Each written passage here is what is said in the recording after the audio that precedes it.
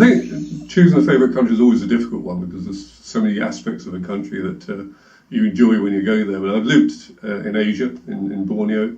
I've lived in Africa and Namibia, and I've lived in Central America.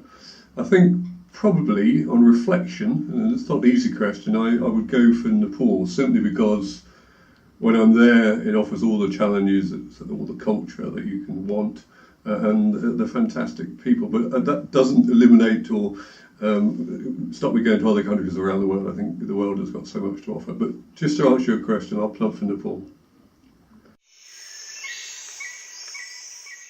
Well, I suppose arguably Nepal was one of our destinations, but we've got so many different good quality destinations, and I've enjoyed going to most of them over the years. I think if you're going to look for the jungle, then clearly Borneo is somewhere I particularly like. Mountains, well, Ladakh in northern India, or indeed Ecuador or Peru and Bolivia.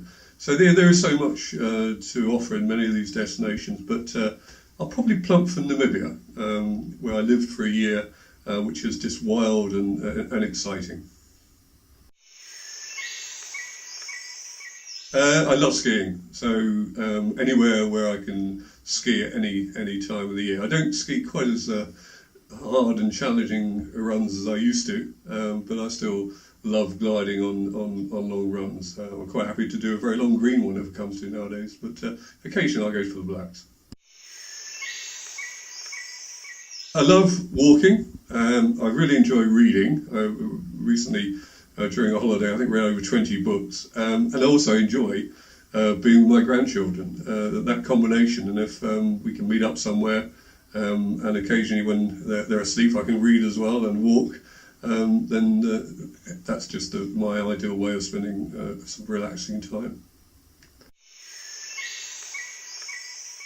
I think straight off, I think too much is sort of thought of, things like I'm lucky enough to have written a book, and I was lucky enough to get to the top of Everest. But funny, I think when you look back on it, it's what started all those things. Life is full of little steps, and I remember when I was a boy soldier at 17, I attended an outward bound course in Wales, and I was able enough to get a good enough result from the course that I was later invited to come back as an instructor. And I think that's where it really all started from. So yeah, I'm probably doing well on an outward bound course. Been quite a few, I have to admit. Probably on reflection, the one that sticks out most in my mind is when I was flying helicopters in Hong Kong many years ago and got stuck above the clouds, and the air traffic control couldn't find us, and we were running out of fuel and couldn't find a hole in the cloud to get back. Knowing that the land underneath the cloud was just full of hills, we found a hole eventually, and I did get back, and this was at night as well. And I certainly remember feeling incredibly frightened, but having to control that fear. If we hadn't, the helicopter would have got out of control. So it was a very dicey moment. The birth of my children, always.